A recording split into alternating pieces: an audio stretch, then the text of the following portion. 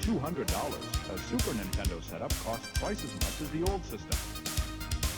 For the money, the company promises better pictures, sound, and adventure.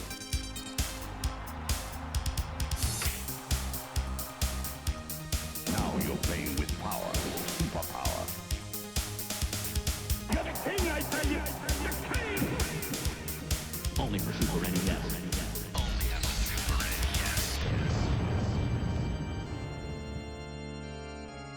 You're listening to the SNES broadcast with your hosts, Soulblazer and George.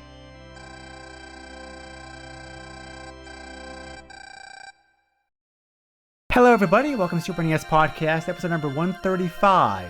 As always, this is your two co-hosts. I'm Greg. He's George. That's me. We're happy to be here as always. We are? Oh, well hopefully No, we are. We are. I mean, we kind of got deep in the woods like this game, trying to figure out what the hell was going on, right? I was stuck in the dungeon and Greg was whipping me and he said, more podcasts. I was like, oh, jeez. Right. Well, yeah. I don't know how to tie that together, so I'll just continue. The dungeon's near the woods. Oh, you mean toward the end of the game? Okay, right. Yep. Okay. All right. Sure. Yep. Yep. That works. It's Wario's Dungeon. That's a sequel. Oh no! Please no. What? You don't like this game? No, the game is fine. I'm just saying, Okay. Wario is bad enough. He doesn't need a dungeon added to his repertoire. I mean, doesn't he have a castle? Well, yes, but that's very different. Castles usually have dungeons, don't they? Well, yes, but you're not actually in a dungeon in this game. I thought you are in a castle, and you do get to Yes. And you get satisfaction of actually destroying said castle, like the end of the game, which we'll get into. But yeah, we're covering the Super NES version of Wario's Woods, which is George's pick. This game's probably better known for being this game's probably better known to gamers for its original NES release, which was the very last Nintendo licensed game released in North America. There were a few other third-party games that came out after this game, but this game was released in December of 1994 for the NES. And it was also the very first game. I think you mentioned this before off mic, George. This was the very first, the very first and only NES game to have the ESRB rating on it. Yep, I was about to say that. Yeah. So, Yep. The Super NES version came out actually on the same day. They both got released December 10th, 1994. But the NES version I said before is probably better well known because of its last game status. But there are some differences between the games, and not just like in the areas of the better graphics and music. The controls obviously are a bit different between the two games. And there actually is a different ending in both versions of the game, which we'll get into later on. So This game's about as old as I am. Yeah, I was still playing my NES in '94, but I wasn't ready to buy anything new for it. So I never actually played on the NES until much later on. We played on it until, was it like 98 or something? We got the PlayStation. Well, by the Must have been something like that. Well, by the time this game came out, I was already in college, and I brought the Super NES with me, but not the NES. So I wouldn't have a way to play this anyway. I think it was like '98. I probably first played it like in emulation. But no, I never played the Super NES version of this game until now, like the podcast. Right. So I played the original, and I knew there was the SNES version, but I never played that version. So I thought it'd be like a good idea to check it out. No, I definitely agree. So this game was developed by Nintendo R&D 1, which was one of the famous R&D groups in Nintendo back in the 80s and 90s. They were the one responsible for creating games such as like Metroid, Kid Icarus, Mario Brothers, Donkey Kong, and so on. So. Right. They were absorbed in 2005 into the Nintendo SPD, software planning and development team, which in turn in 2015 became the Nintendo Entertainment Planning Development Team. So they are still Is around. it weird that when you said SFD, I thought software fire department? Oh, well, it's SPD. Everything's so. Oh, you said G? All right. Apparently, my listening skills are not on par tonight. No, yeah, sorry. It's SPD for Software Planning and Development. Oh, so like software police department. You could say that, sure, but We got a code 12 in the second department. We need assistance. So the game also, so both the NES, Super NES versions of the game also did get a worldwide release, because originally got released in North America first, and then it came out. I'm sorry, the NES version came out in Japan first, then North America, then Europe. The Super NES version was North America first, then Japan, then Europe. So some kind of like weird order there. They're all the game was also released several. The game's also been re-released several times. It was available on the Satellaview as a broadcast game in 1995. Oh. And that was available until 2000. And the game was also available on the Virtual Console for the Wii, the Wii U, and the Wii U and the 3DS.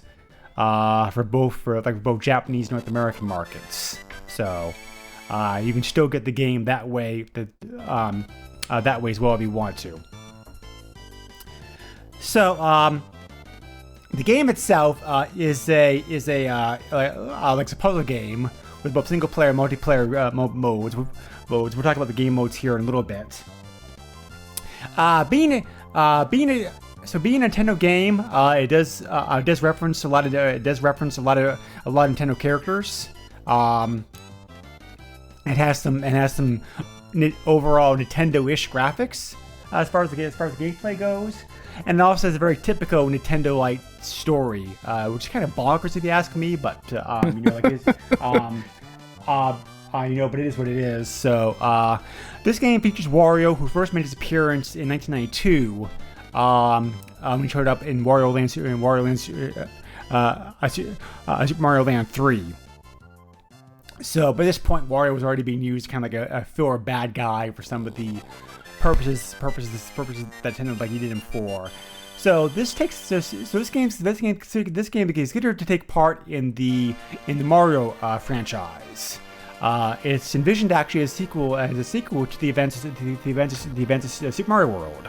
Like I said, like strange but true kind of stuff. So there's an area of the Mushroom Kingdom known as the Peaceful Woods, which Wario moved into and cast a spell over, which made all the creatures evil and turned them into his minions.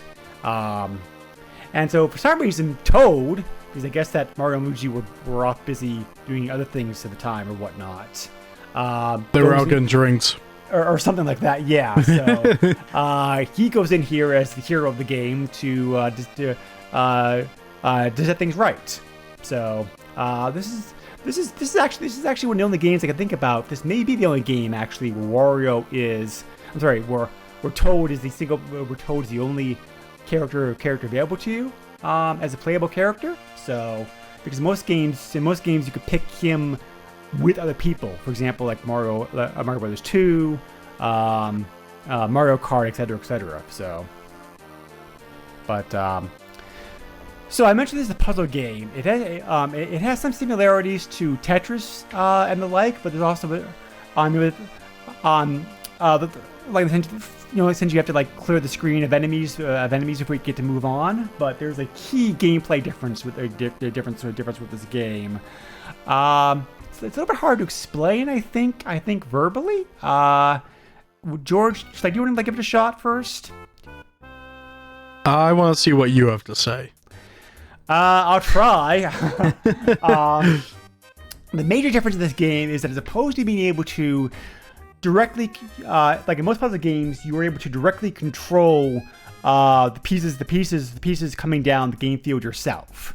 You actually can directly manipulate the piece.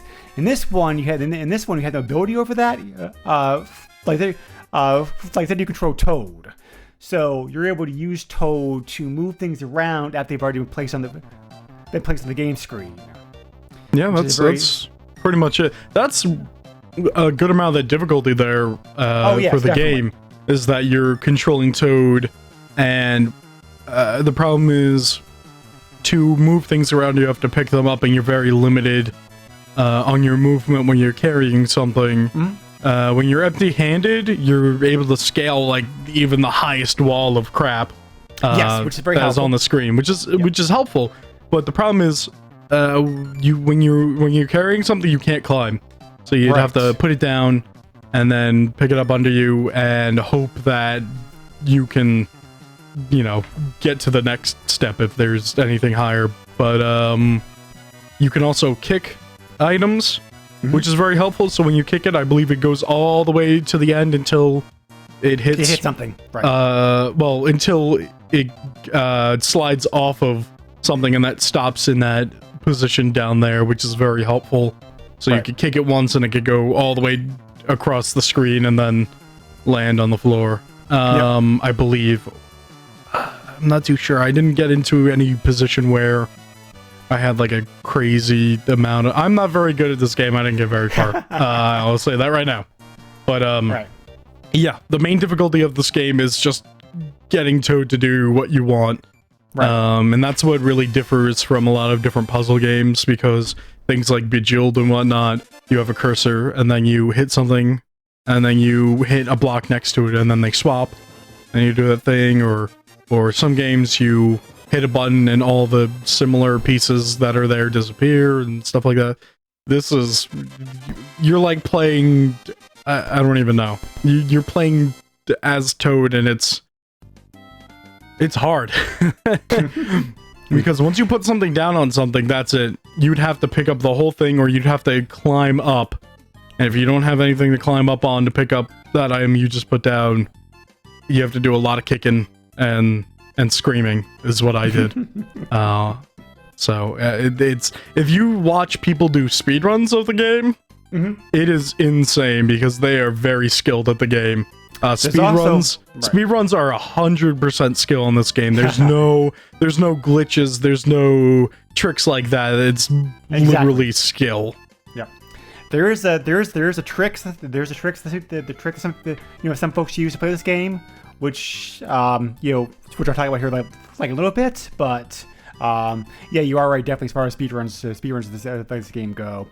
So yeah, I saw a speedrun. I think it was like 20 minutes or something. Wow, that's pretty good. Yeah. So the main objective of this game is similar to Tetris, but the puzzle-ish games. Once you want to get three like objects in either like a row, horizontally, or diagonally. They can clear diagonally, which is very helpful. But that's where you get the combos started. Exactly right. So you can even match things up by like carrying them, which is very helpful. Yes. Yep. So it's really nice. You don't have to put things down to match. So the objects in this game fall into two groups. There's monsters, like there's bombs. And you can do some mix and matching between them. Like for example, you can have like two monsters and a bomb. Like a bomb, or two bombs and a monster. The key is that they have to be the same color. So you want to get at least three of those together. That's called a match. If you put at least three of them together, then that and anything else connected to it, that matches like will go boom. And if you're able to get a big enough combo, you can get a bonus. You can get a bonus. They can get, like, for example, like a diamond, which you can use as kind of like a wild card. Or you can also get like a I'm not sure what to call it. Coin, a magical orb, which will affect the time bar. So, like, you definitely want to look for those like combos if you can. Oh yeah, those combos help a lot when you're playing. Well, it helps in multiple ways. When you're playing against an opponent, it stacks crap up on their side, like a lot of other puzzle games do.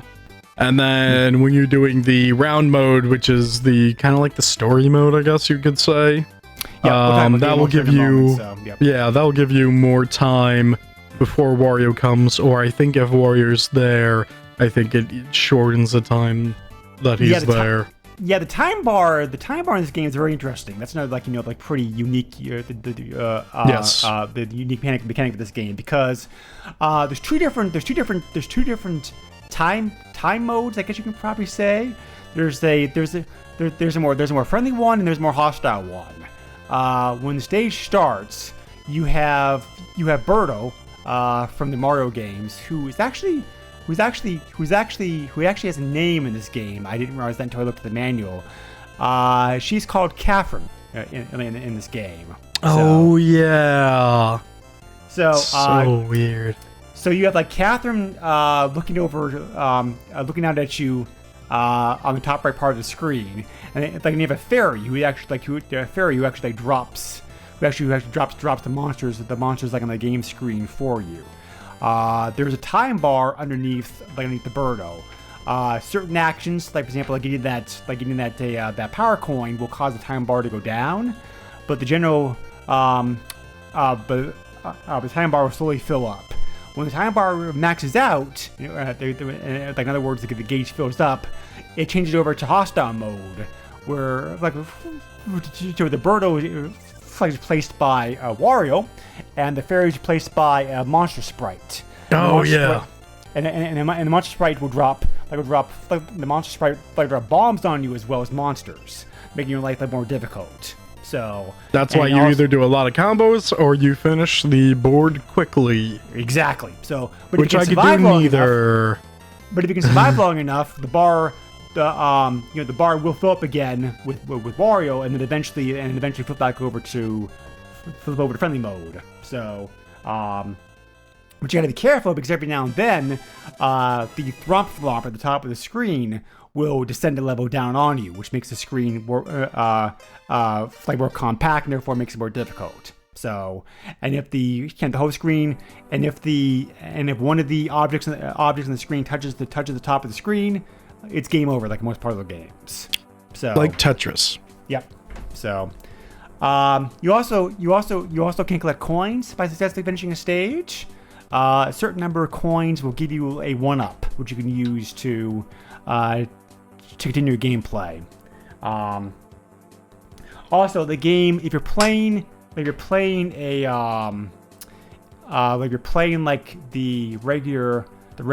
regular game mode, the game also auto saves for you after finishing each round. So, let's talk about those game modes. There are six options available to you, like in the title screen. You have your basic versus calm versus 2-player options. Versus calm is you're facing a series of computer opponents, kind of like almost mini bosses.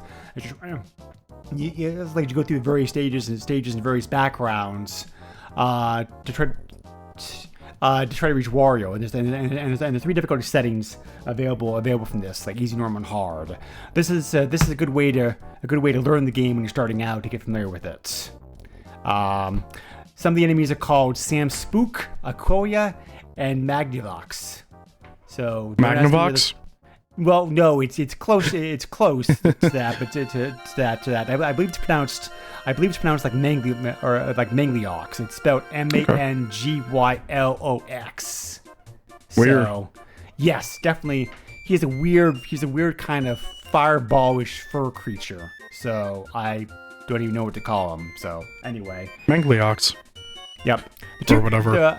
The 2-player mode is split screen mode, similar to most of the puzzle games, where you're just trying to complete that stage before your opponent does. So, time race is where you're trying to complete as much as you can before time runs out. Lesson's interesting. Lesson's actually the kind of tutorial for the game, and it's strange to have a console game of this generation have kind of a tutorial built into it. So. Right.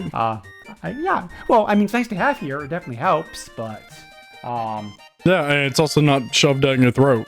No, exactly. So There's also there's also the option screen where there's the option screen where you can do various settings. For example, you can have either two choices of control setup. You can have either A type or B type. So you can pick which one that you're more familiar with. Oh, I didn't know that. Dang. Oh yeah, yep. So that's why I always like looking at option screen in the game. I think I said that I should do that, and then I always never do that. Right. Yeah. So, yes. So, I forgot to mention this earlier. It's 50 coins to earn and continue when you're playing the round game. The round game's kind of the story mode of the game. That's where you actually, that's where actually like going through the woods, trying to defeat, trying to reach Wario's castle, like defeat him. There's a total of 99 stages to deal with like a round game, so buckle in because after around stage 40 or whatnot, the game gets wickedly difficult. I didn't realize my chair had wheels. Oh. Huh.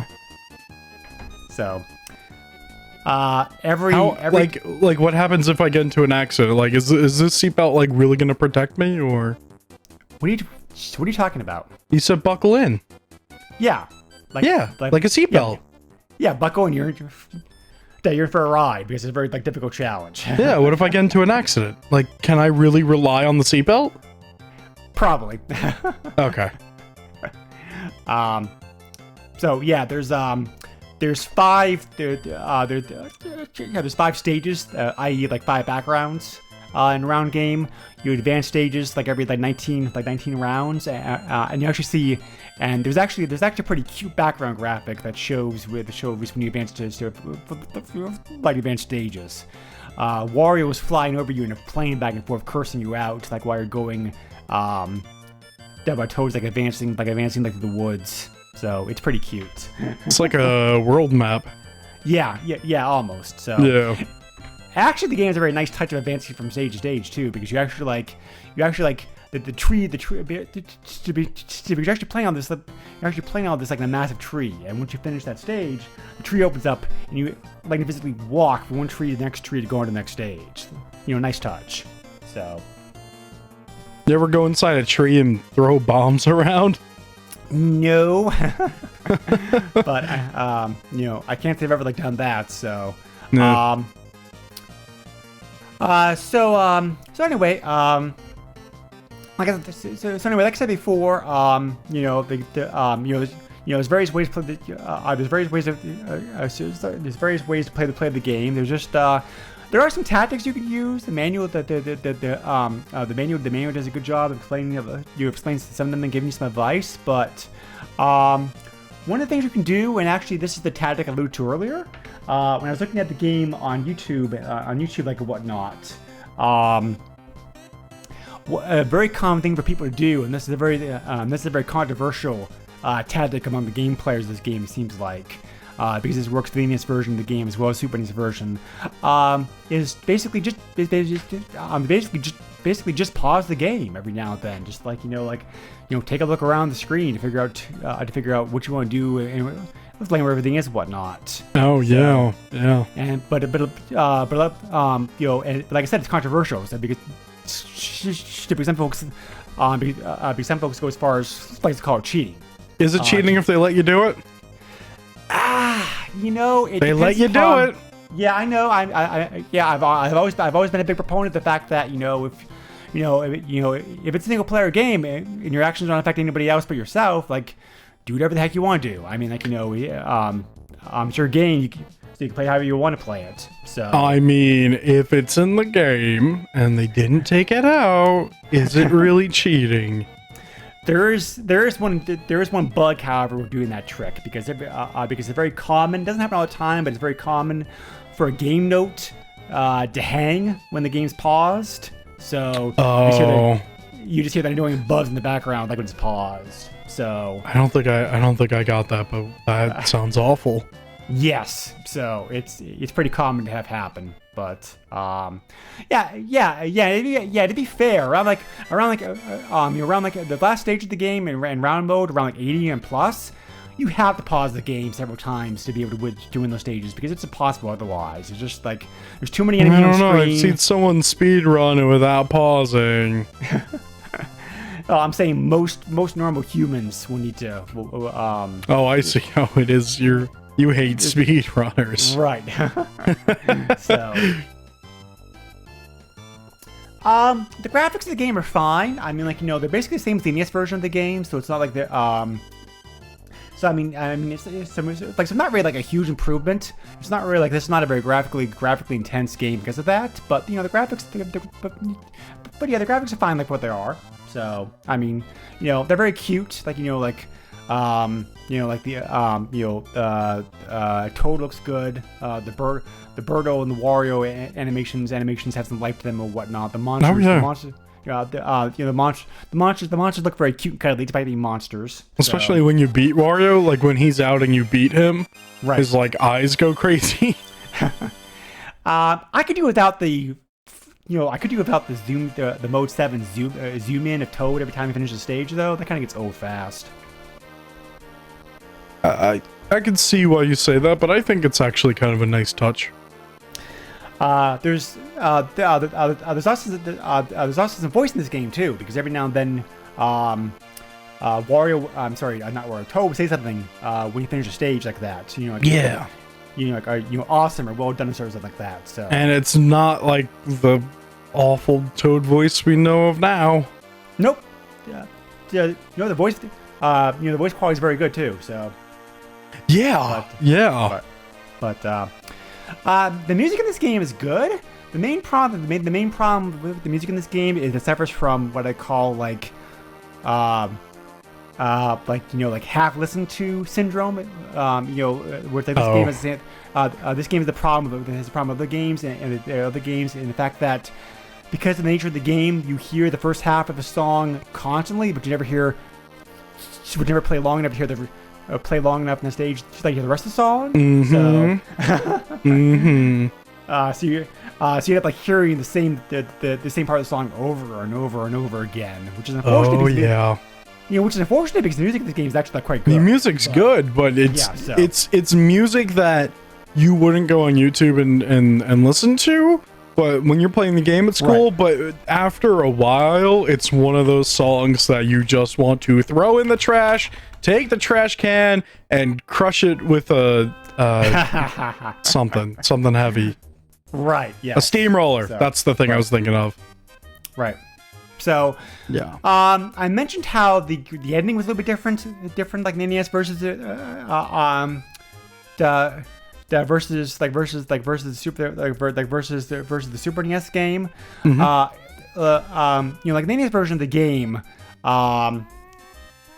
you actually have to defeat Wario twice in that version of the game. Because the first time it's revealed that just like a false Wario, and Wario was actually they pulled Ghosts and Goblins. Yep. So, oh jeez, I didn't even know that. Stage. Yeah, but it's only like one stage. It's that one stage this time because the very next stage, the real Wario faces you. Okay. He pulls Donkey Kong and inflates like a massive size.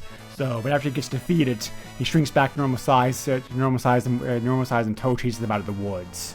In the Super NES version of the game, totally different ending. They have Toad throwing a bomb at Wario's castle to destroy it. Oh jeez. And the castle explosion also causes Wario's plane, which overhead, to come crashing down the ground. It looks like the ground as well, and so like Wario flees in terror because of that. So right. I don't know why the ending was changed between the two versions of the game. They both work. So yeah. So it's really the only like big difference with the game besides the controls and something upgraded, graphical musical touches. So I mentioned the Teleview version of the game earlier. You did. The first version of the game released for that was actually interesting. It was a tie-in with a very popular Japanese radio comedy show in Japan at the time. which is called like Bashudo Mundai, and it actually features, and that version of the game actually features the same, features the personalities of the same two people like you on the radio comedy show. Okay. So, the second version of the game is just called Wario's Woods again. It was just basically the same, the same version of Wario Woods, just like a few modified differences to it. Like for example, they use that for like special events, like a whatnot. So, the NES version of the game was also available. I thought I remember it being very difficult to. I thought I remember it being very difficult to unlock. So I don't know how many people found it. It was available as an unlockable game in Animal Crossing, like the GameCube. Oh yeah, huh? I didn't know that. Yeah, it's not easy to get. You have to go through a lot of like random in the game to unlock it. So that sounds about right. But so yep, and this game. And the NES version of the game also as of like 2 weeks ago was also made available on on the Nintendo Switch online service, which kind of proves the ongoing popularity of the game. So the ratings of this game are pretty mixed, as you might expect, because pretty much how you like this game is going to come down to how you like this nature of a puzzle game, pretty much. So, if you didn't like it, the game got bad marks. If you really liked it, the game got good marks. So, just to give an example, the Super NES version of the game, GameSpot gave it a 7.0 out of 10, and IGN gave it like an 8.0 out of 10. So, some magazines gave it like a lower rating. Some of the bad things said about the game, it's a kind of ho-hum puzzler. The controls are difficult at times, they felt, which I can agree with. The learning curve can kind of be difficult to get the hang of. Let's see what else here for like negatives. Also the negative part, you can tell the developers were trying something new here, but they didn't feel the product was fully baked as far as the experimental nature of the game, which I guess I kind of see. So on the plus side, people said that the game was very different, like very interesting. They said two-player mode was great. That the game, the game is very accessible like both like kids and adults. So pretty much what you think. Pretty much your rating of the game, like I said, it's gonna come down to what you think about the game, the gameplay mechanic. And I like the game. I'm one of the people who I kind of agree with the gameplay mechanic. I find it to be, I found the game to be, I found the game to be a little bit dull, a little bit tedious, and I think the game gets difficult too fast. But having said that, I definitely recognize, I definitely can recognize this. I can definitely recognize that this is a well-polished game, and I certainly am not going to knock anybody who loves this game because, like I said, I think, I think it just comes down to what do you think about the puzzle elements like being used here, right. Which comes down to if you enjoy the game or not. So this game definitely gets boring after a while for me. What do you think about this version of the game compared to the NES version that you played a lot as a kid? I didn't play the NES version as a kid, but when I was younger, I definitely played it. Honestly, I think the SNES version is better, but I can see why some people like the NES version better.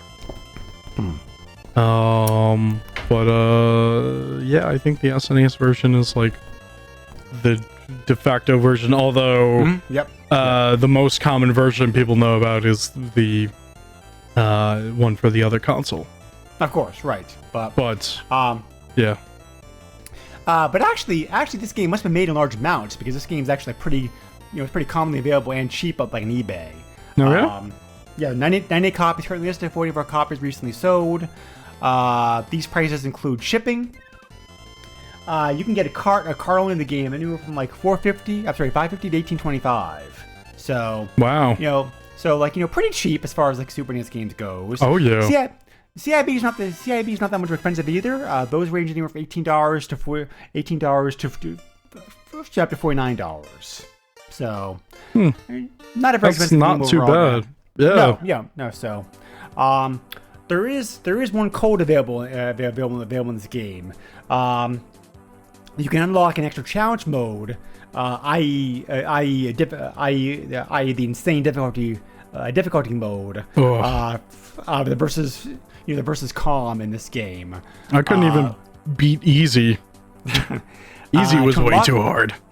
To unlock that, when you have versus calm selected on the menu screen, hold down left of the pad and push start. So pretty easy. Right. Yeah. So, but anyway, Wario's Wood, pretty interesting puzzle game. If you like puzzle games, never played it for whatever reason, give it a shot. Now a lot of puzzle games include you controlling a character. That's true. Yeah, I had thought about that. Yeah. This was in some ways this game was ahead of its time. I guess so. I guess you're right.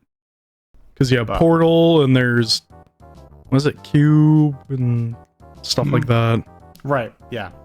But those are more like story-based puzzle games, not like Tetris or anything.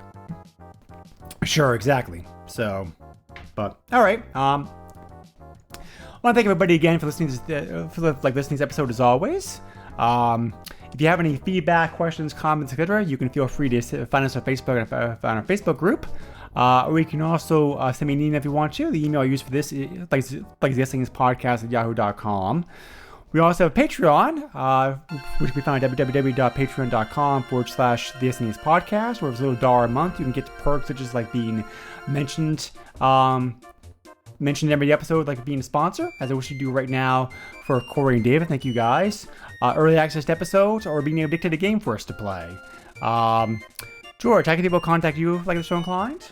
Well, Twitter's the thing. If you're interested in that, I'm at _Derpkin_ on there. That is at _DERPKITTEN_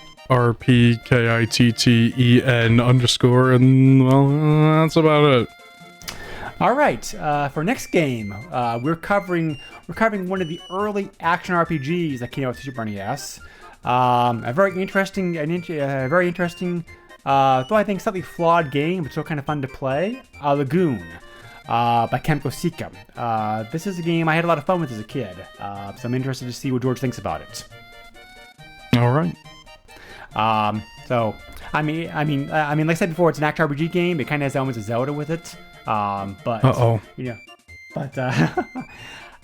but it also kind of reminds me of Secret of Mana like a little bit too. So so your mileage may vary. Just remember this is an old game, so I only take Diesel, so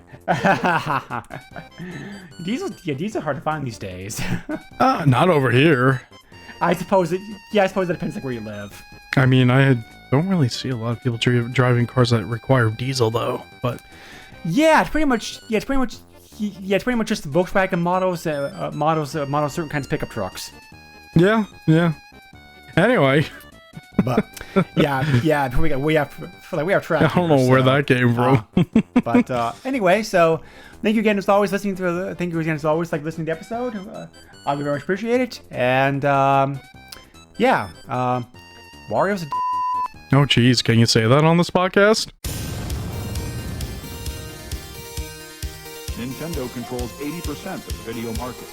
But no matter how you play the game, or which game you play, things definitely have come a long way since Pac-Man. Now you're playing with power.